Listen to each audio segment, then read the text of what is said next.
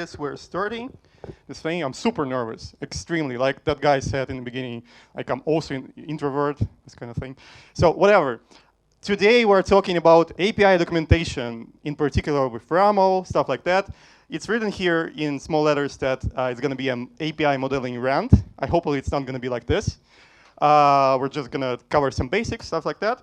So first of all, no bullshit, no stuff about who we are and stuff like that. We just decided to present together because we worked on a huge project with a lot of sets of APIs, stuff like that. We used RAML for documentation.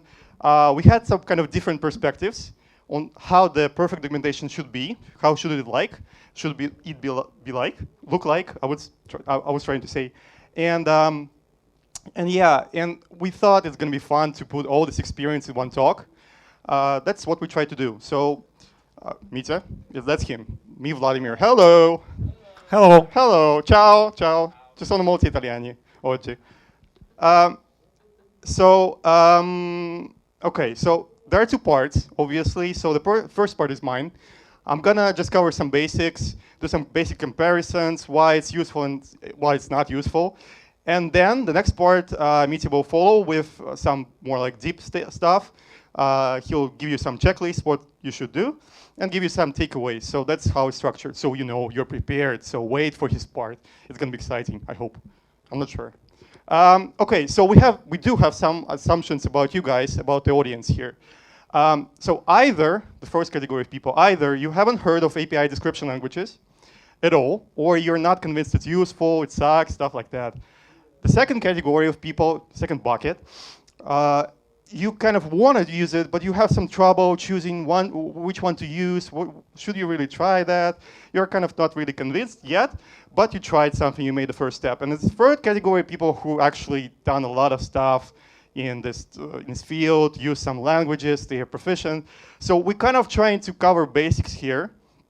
But anyway, I think it would be nice to talk to people who are, really got a lot of experience in, in API description languages as well. So we try to cover all the basics. So enough with meta stuff. Now let's get started.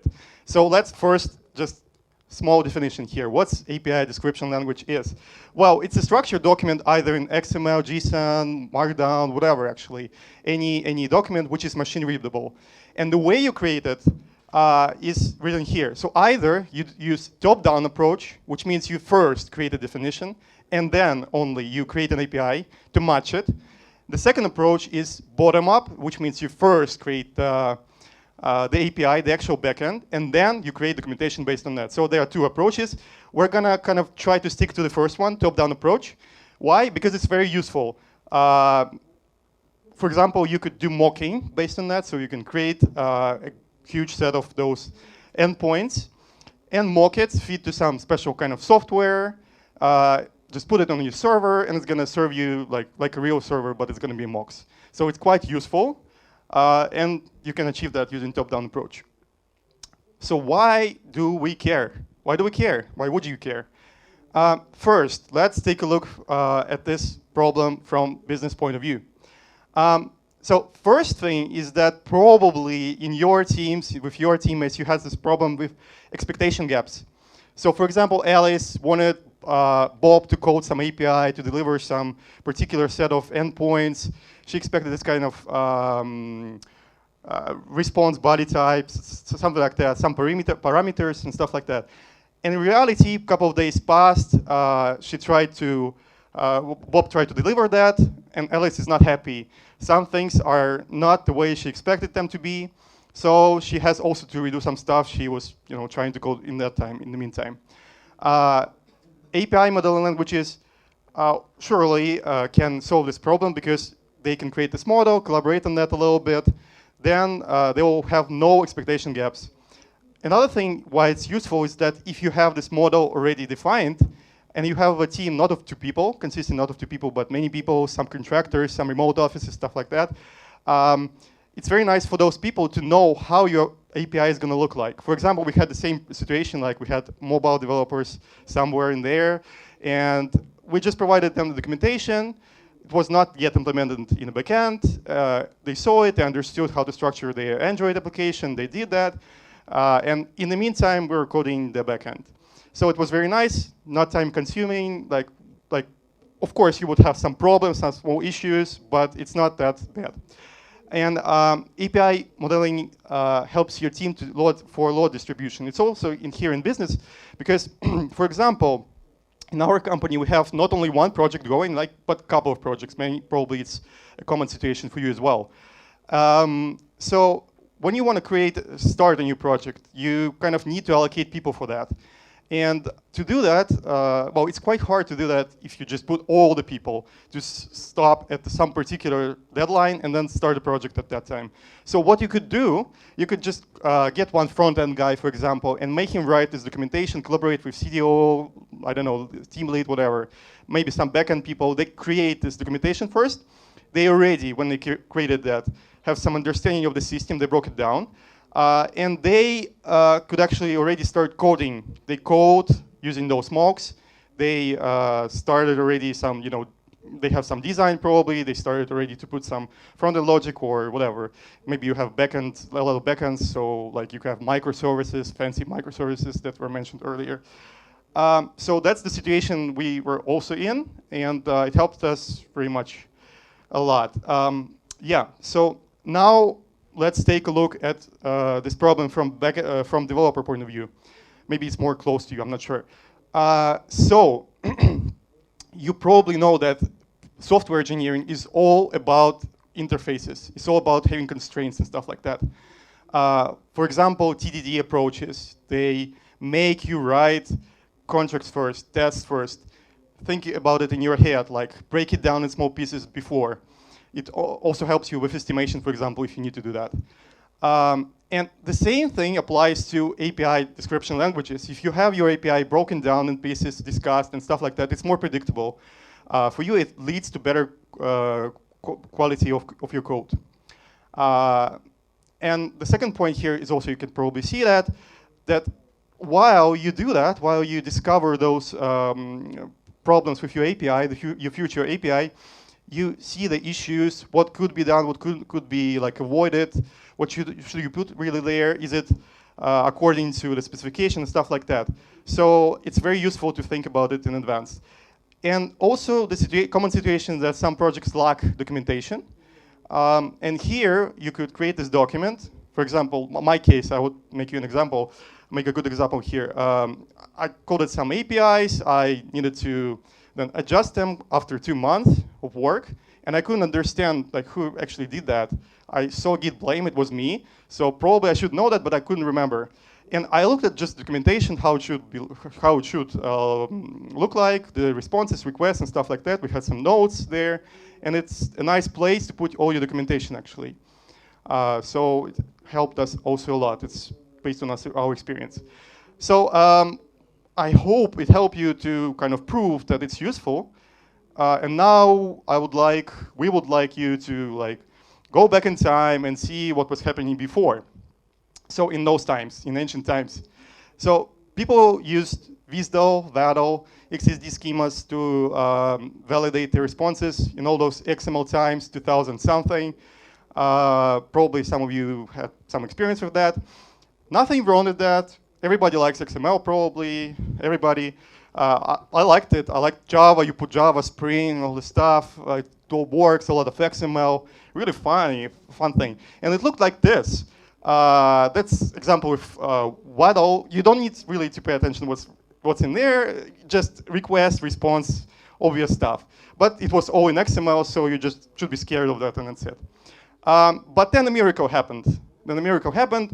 And AS kind of years came. So after Swagger, I would call it. So Swagger appeared in 2011. It was a nice breakthrough. And through all this time, you could see till nowadays, there were a lot of technologies appearing, like RAML, API Blueprint, many of them, actually more, a lot more. And they made quite a huge improvement in the way they work. So that was great. We are here right now in this hype curve. We actually passed the peak. So the peak was probably at about 2013, when all the languages got really mature. They had all the features in there. So now we have all these languages, Swagger, RAML, their features are converged. They converged into something similar. You would get probably the same kind of experience with any description language, which is good. So we passed this hype. Probably the plateau of adoption is going to come later. So nothing really exciting is happening in these days, I think. So it's nice to start finally using those description languages. What we wanted to do is to compare a little bit Swagger and RAML, just because we have to. Because RAML we use, and Swagger is, well, you cannot get away without mentioning it. It's like everywhere, so you have to mention it. Let's quickly recap on that, because some of you have probably attended the talk about that earlier. Just some recap. So it was started for a service called Warnik. That's basically a set of APIs. So they had first APIs, they wanted to document it, which means it's a bottom-up approach. So that's how it was created, the version 1.0. Then version 2.0 came. It was a major improvement as well. They enabled YAML support, and they made a top-down approach possible and easy to use. So you could first design your API, collaborate on that, and only then code it. That's a nice thing. And reusing capabilities in Swagger are okay. They're usable, everything is okay, but not perfect, I would say. So they're kind of superficial. That's kind of emo, so let's not rant about it. We're gonna cover this in later part, in the part later, so don't blame me for putting this here. And the thing you should put all your attention to is that Swagger 2.0 became Open API initiative that was mentioned before. Basically, it's an initiative backed by Google, IBM into it, Microsoft. So all the companies try to put a lot of kind of attention to this Swagger by converting it to Open API and making it kind of standard, which, well, you should know about this when you use it. Basically, that's how it looks. Very simplified example. Paths, you have one endpoint here with just search capabilities and a path definition, which looks like JSON schema on the right-hand side. That's pretty much basic, but at least you get a sense how it looks in YAML. Community and tooling of Swagger are the community is highly active. It's very vibrant. So they created a lot of tools. There are a lot of support, including the tool from Nicola, I think. I couldn't, stop. Sure. So like a lot of traction there and a lot of tooling. Swagger is used by many companies, Hootsuite, Zalando, others, possibly you, because many people use DRF, which is Django REST framework, and Swagger was baked in early in the days of DRF. So probably you've used it. And the tooling like Swagger UI editor, it enable you to create your API definition in a cloud-based editor, like with nicely generated HTML output. That's very nice feature. Things you could use that for sure. But let's take a look at RAML. RAML was developed by a company called MuleSoft. For those who don't know the company, the company's business is about APIs, making an API secure, kind of making some proxies for that. But you should know that RAML has a work group, so it's independent from MuleSoft. But MuleSoft tries to sponsor it, tries to promote it, things like that. RAML is YAML based. It's only the only language supported is YAML, and it supports top-down approach, which means again that you first create a document, a model, and then you code your API to match it. The reason RAML was created, version 0.8, is because they wanted to put a lot of reusability there, reuse capabilities. So they have resource types and traits to extract common patterns, to make it all work nicely like the way you do, like very clear and dry. That's why it was actually created. Swagger caught up after that. But anyway, in our opinion, RAML kind of wins the battle here in extracting common data, common entities from your specification. Like you might argue with us later if you want. Here is a quick definition. Same thing as in the previous presentation if you attended. They look exactly the same, almost exactly the same, just some keywords are different. On the left-hand side, you see one endpoint for pets, and on the right-hand side, you see just a pet definition. Also looks like a JSON schema, a little bit adapted. So tooling is great, but the community is not as active as for Swagger. But anyway, the tool is liked, I would say, by many companies. Spotify, VMware, many kind of enterprise companies. They liked the solid features of RAML, of reuse. So early in its development stages, a lot of attention was given by kind of enterprise companies to RAML. Tools will be covered by Mitya later on. So I'm not mentioning them here, but they exist. They are nice. We use them. Sometimes you have to patch something, like open a pull request, but that's what we like to do, actually, right? So you got your chance. You got your minute of fame to do a pull request and patch something. Which one should you use, actually? Well, I don't know. I know. Swagger is great, but well, we liked RAML. We used it in many projects. We had some nice experience. We had some nice tools. We know the patterns, and a lot of things we can reuse. I told you about. That's probably the kill feature, reuse capabilities. Anyway, the thought I wanted to put in your head now is that you should use at least any description language you use would be a good solution. Like, there's no need to start a rant about that. Just use any. If you really like want to choose, well, we advise to use RAML, but any description language is better than no description language. That's the idea, the whole point. And now, are you ready for that? Now we have, like, I'm passing my word to Mitya, who's gonna talk about some cool things, some tools and stuff like that. So please welcome. Thank you. Would you please pass me the clicker? No. No? Okay, thank you. Well, I personally think, well, hello. My name is Mitya. And I personally think that was an awesome overview of how things are.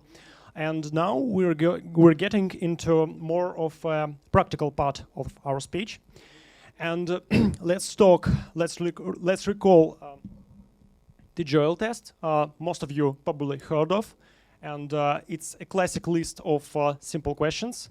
And you're answering them, and you're getting the clear overview of how your situation is with terms of software development. But we have an idea of making something similar just for API documentation. So let's move to it. We name it the bodies test, because why not? And point one is, do you use a hypermedia type to define responses? Quick overview of what do I mean. There are data definition languages, the special formats which used for data modeling and data validation. And among them, there are hypermedia types, which are the special formats to define requests and responses, and they provide a way to link your API elements, endpoints, your documentation, your linked resources, and protection actions all together. And so let's take a look. There are plenty of them that are comparable with RAML, and they are all JSON-based. Let's take a look at JSON schema. Probably, again, most of you already know that, but still, JSON schema based on the concept from previously historical XML schemas, and but it's JSON-based. It's human readable, self-describing, and the same idea as in the XML schemas part is that you could use the same serialization and deserialization tools, both for the schema and for the data. And it looks like this, very simple. You see there are additional dictionaries among the data, dictionaries with describing types of fields, and you could also describe what fields are required to be present in that JSON. and a few other things. Then there are JSON API, which is also very highly popular and trendy, and it's basically a specification for building API in JSON. You see there are plenty of API in the world, and each one is different, and there are infinite number of ways basically to implement any feature. So people need to talk between each other and find the way to achieve shared expectations and to establish some sort of contract how to make APIs.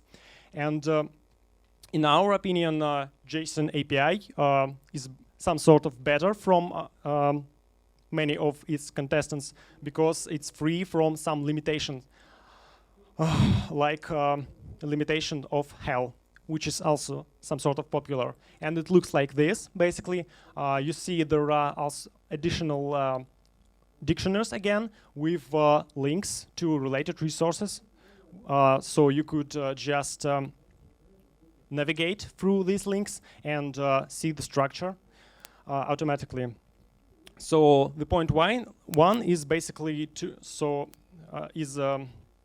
that you could first step for creating neat API documentation system is to choose hypermedia type and start defining your request and responses in it.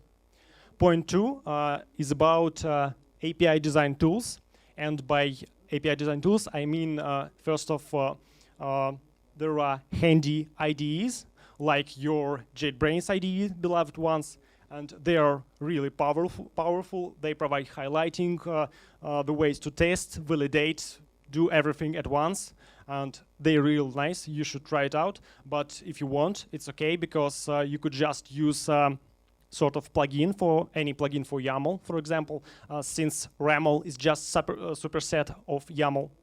And there are also tools for editing JSON schemas, and there are generators, so you could just pass your JSON into such generator and get in return the JSON schema. Note that no generator can absolutely 100% predict all your format quirks. It's obvious. So you should still write the absent part by yourself, but still they're helping, they're saving your time, and you should take a look at them. Point three, do you organize your documentation properly? And for end user, it means that the structure of your documentation meets the structure of your API. And it's the first thing. And the second thing is that your documentation helps your user to start writing, to start making API calls, working with API quickly, which means it covers the very basic things like authentication or something like that. And the RAML itself is awesome to achieve both of that because it's by design to match the API structure, for example. As for developer, organization of your documentation means, most of all, it means to properly organize the storing and sharing your JSON schemas. In many cases, you want your schemas stored in a separate repository, so you could just, I don't know, remotely get it via HTTP or include them as a Git submodule. Everywhere you need them in your backend repository, your front-end repository, your test repository, or others. And the great thing here is that JSON schemas are reusable. So say you are a team or a company, you have a few projects, and in the one project you defined previously a way to you established a contract on your API, and you have those JSON schemas. So later on you could just use the same schemas on the other project to make sure your previously established contract still on, which is nice, I guess. Point four, do you take advantage of reusable RAML constructions? As Vladimir previously said, RAML is awesome in terms of reusable features. As Pythonistas, you all probably want to keep all of things in your life dry. Don't repeat yourself. And RAML here comes in handy. It has includes, which mean you could just inline one file to another, JSON schema to RAML, RAML to RAML, you name it. And there are resource types, which means you could just take the whole structure of methods from some IP endpoint and just apply it to another IP endpoint to achieve the same behavior of your resource. And there are traits. Traits are basically reusable attributes like authentication, sortability, searchability, which means you define this feature once and then just plug it in, plug it out whenever you want. Point 5, is your documentation interactive for end user? Well, again, most of you probably heard of or familiar with Django REST framework. It's popular. And Django REST framework, as I don't know, Twitter, Facebook APIs has the way to make in-browser interactive testing for API calls. It's providing some workspace for it, which come in handy, and visualizing structure. Well, in your RAML ecosystem, you could sort of easily achieve the same functionality.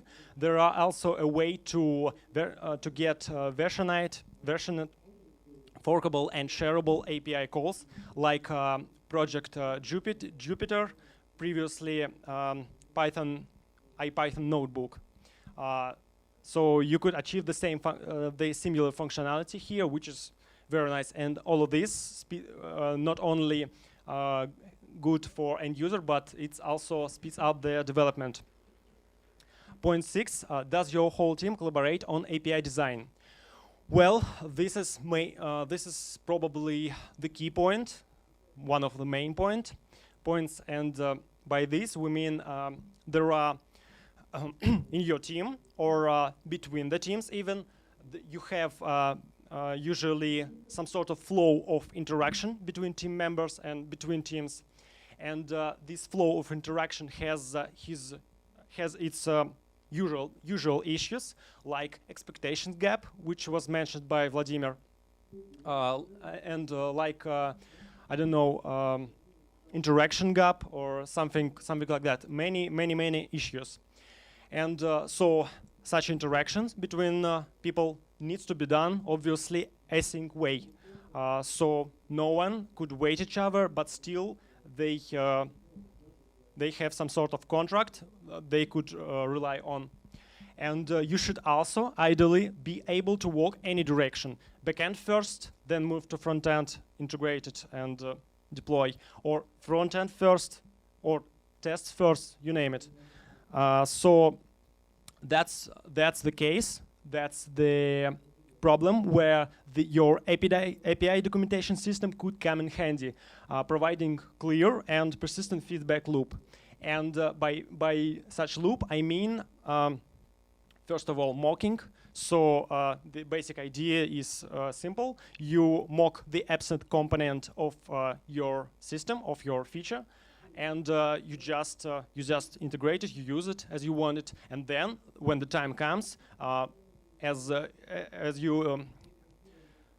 because you already established a persistent and clear and reliable contract within your project, within your team, you could easily replace this mock with real component, which is great, I think. And the mocking, I would say also the mocking in RAML ecosystem is really done easily. There are plenty of tools, generators, servers, so you just set up it once for a while and here you go. You're up, you're good to go. Point 7, do you automate test and validation of your requests and responses? And it's not enough to just have your documentation written and your schemas written, but you want to perform automatic validation for your requests and responses. And most of the times, a good idea is to perform such validation on your test runs. So basically, you have your API, you're making tests, they're making test calls. And while they do that, they also check if your requests and responses comply to your JSON schemas, which is done fully automatically. And here we go to the main thought here, main point here, which is schemas. Schemas are a linking element in such system. Schemas are providing a way to connect, to truly connect, establish a connect between your code and between your documentation. So when, say, you update your API structure, API call, and your, say, response got the changes, your tests will fall, and your tests would say you about that response doesn't comply to schema.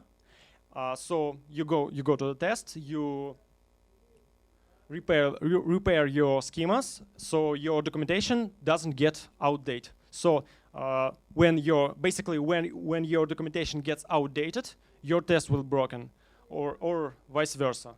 So schemas here linking the code to documentation, it's really great, I think. And there are also sort of question which data to use on test calls and what data to use on examples in your documentation. And there are two main approaches. The first approach, which are highly popular, is to use fixtures and such of manually written data. And the second approach is to generate such data automatically. It means factories, probably. And we personally think that there is an issue with fixtures, and that issue is it's sort of hard to keep them up to date.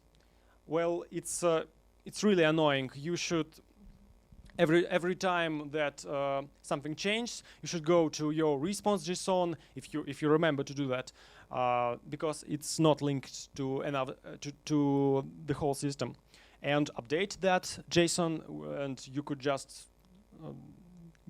make a mistake while doing that, and this is not nice at all. And there are probably an issue with factories. Well, I've talked with some people I'm familiar with, and they just said me, well, what do? We don't like Java. We're Pythonistas, and can't blame them. But still, we Vladimir thinks there's nothing wrong with using factories. Python has great support for them, and Django and other frameworks too. So factories is our choice here. We're advised to using automatically generated data with RAML. Point 8 is, do you have your documentation up to date and easily accessible to the team? You see, doesn't matter much do you have private or public API. You probably want it build it into HTML, serve it via HTTP, and you want also the ability to build it on demand locally and automatically on your continuous integration. And RAML providing easy and extensive ways to do that. Again, you could just configure it once and then it just works. And also there are few handy tweaks. You should use them to get the full automation.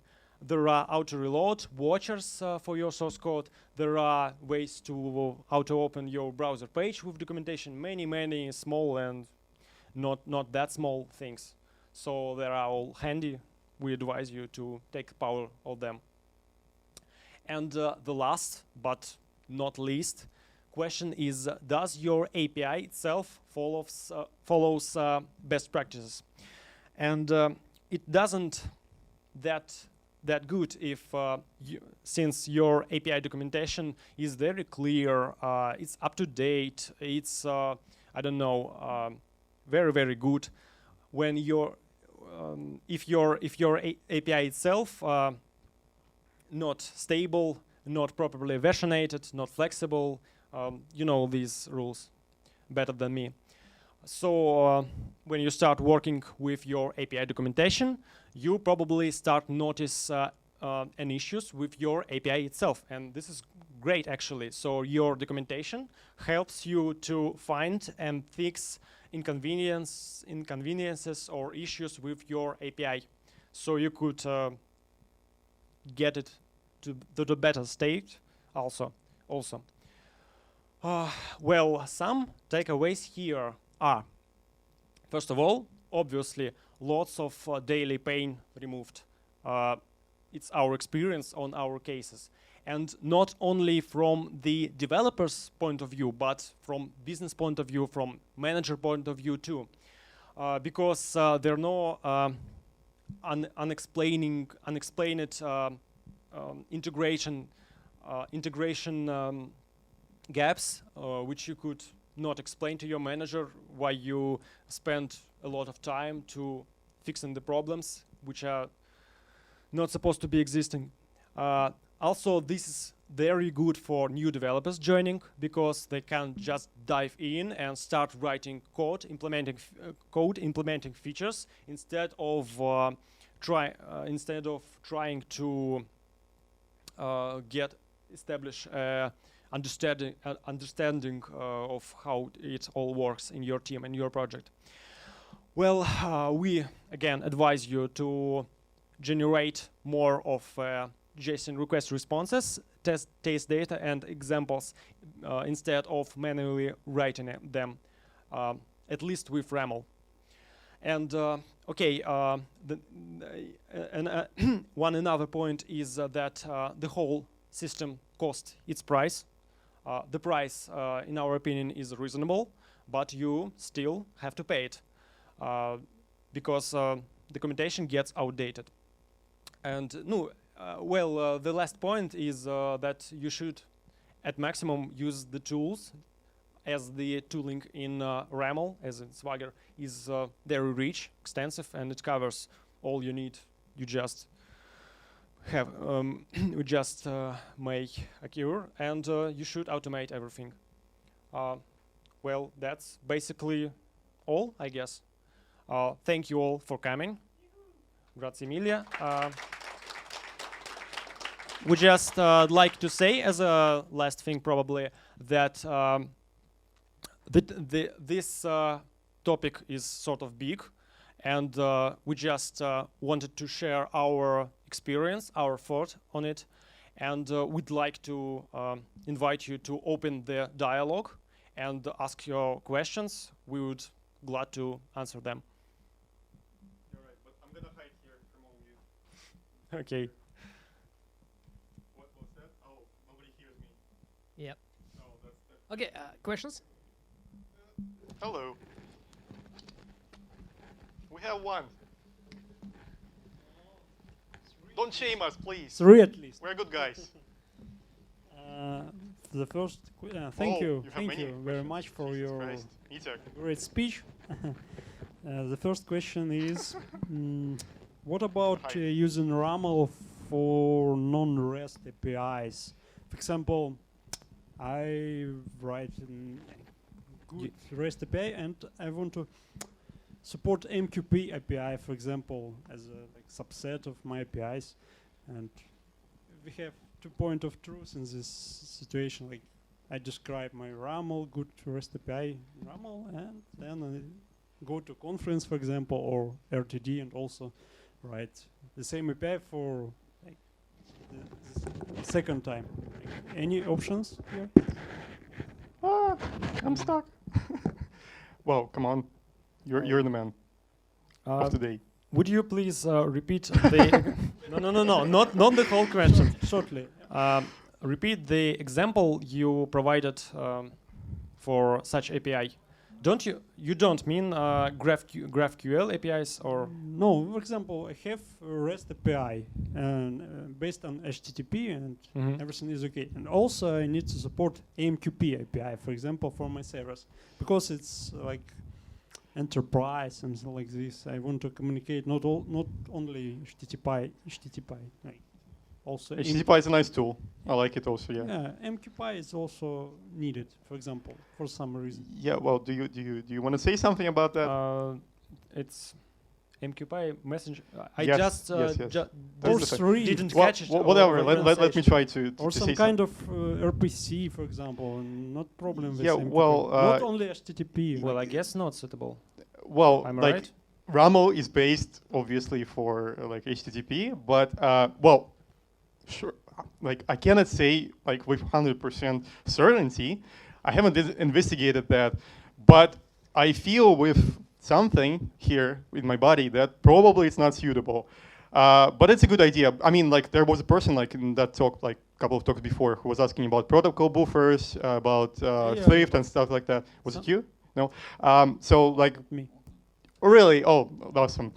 No, I think it's kind of overkill there. Like maybe you can somehow stick there some stuff because, for example, JSON schema. Probably you could put something instead of JSON schema there. Yeah. You see, you could configure the RAML JSON schema, whatever you want, to suit your needs here. But it's like using not the right tool for the situation, because this set of tools was designed for REST.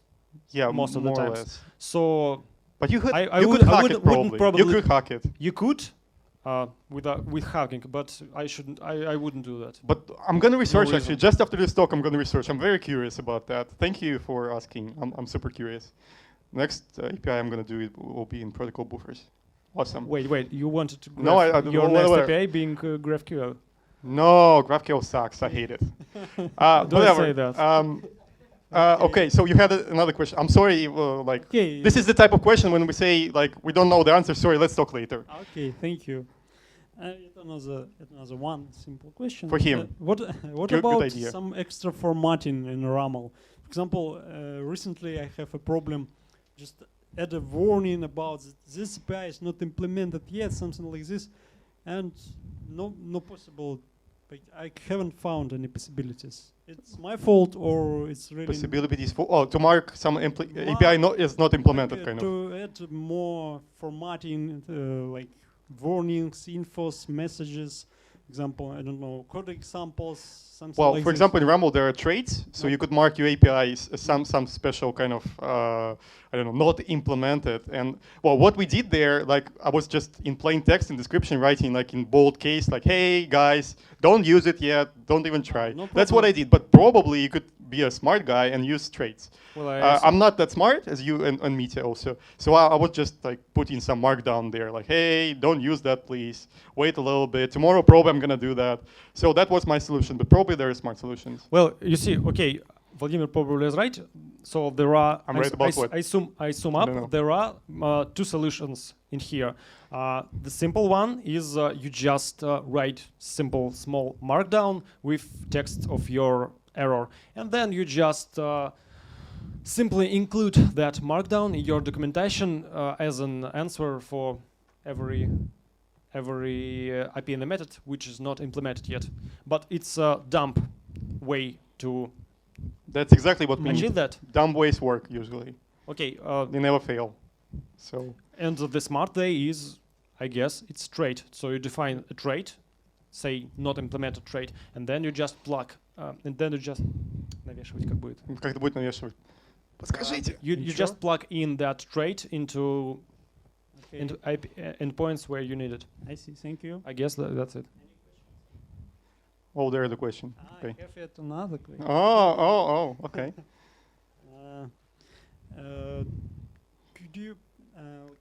Is it possible to auto-validate somehow this API, like spec and with code, or just you need to code all these tests manually, like? Well, it's machine readable. It's YAML, so you could do that.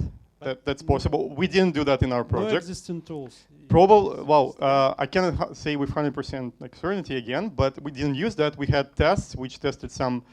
Well, I have to complain.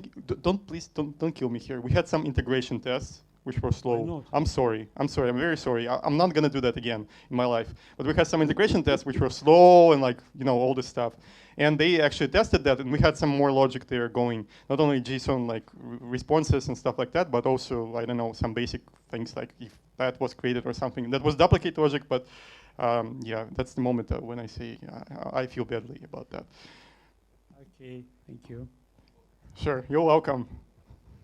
Moment of shame. Yeah. Thanks, guys. Any question more? No. Okay. Everybody start.